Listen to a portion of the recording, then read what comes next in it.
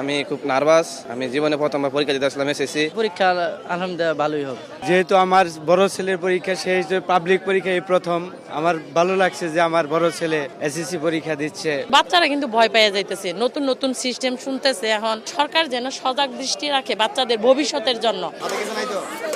ম্যাডামরা আলাদাভাবে চেক করছে আর ছেলেদেরকে আমরা পুরুষরা চেক করছি, যাতে কোনো অবস্থায় কোনো নকল বা অন্য কোনো অবাঞ্ছিত কাগজ না থাকতে পারে, সাথে আমরা এই ব্যবস্থা করছি সরকার নির্দেশনা মতো। আমি ময়মনসিংহ জিলা স্কুলের একজন ছাত্র। আমি খুব নার্ভাস। আমি জীবনে প্রথমবার পরীক্ষা দিতে আসলাম এসএসসি।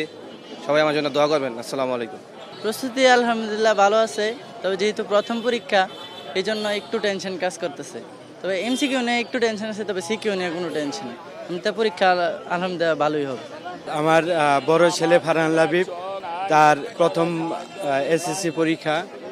যেহেতু আমার বড় ছেলের পরীক্ষা সেই পাবলিক পরীক্ষা এই প্রথম, আমার ভালো লাগছে যে আমার বড় ছেলে এসএসসি পরীক্ষা দিচ্ছে ময়মনসিংহ বিদ্যাময়ী স্কুলে।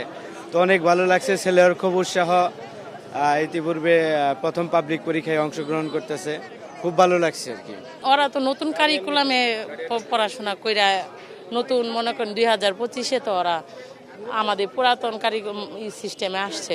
প্রিপারেশন আলহামদুলিল্লাহ ভালো, তবে এখন যদি সরকার ওদের বিগত বছরগুলোর কথা চিন্তা করে ওদের রেজাল্টটা যদি মনে করেন যে আশানুস্বরূপ তারা সে চিন্তা ভাবনা করে, তাহলে হয়তো বাচ্চারা কিন্তু ভয় পেয়ে যাইতেছে, নতুন নতুন সিস্টেম শুনতেছে, এখন অনলাইনে অফলাইনে সব দেখতেছে। কিন্তু আসলে এখন বুঝতেছি না যে মেয়ে কেমন, মানে প্রিপারেশন মোট কথা সব কিছু মিলে প্রিপারেশন ভালো। তারপরে আমি বলবো যে সরকার যেন সজাগ দৃষ্টি রাখে বাচ্চাদের ভবিষ্যতের জন্য।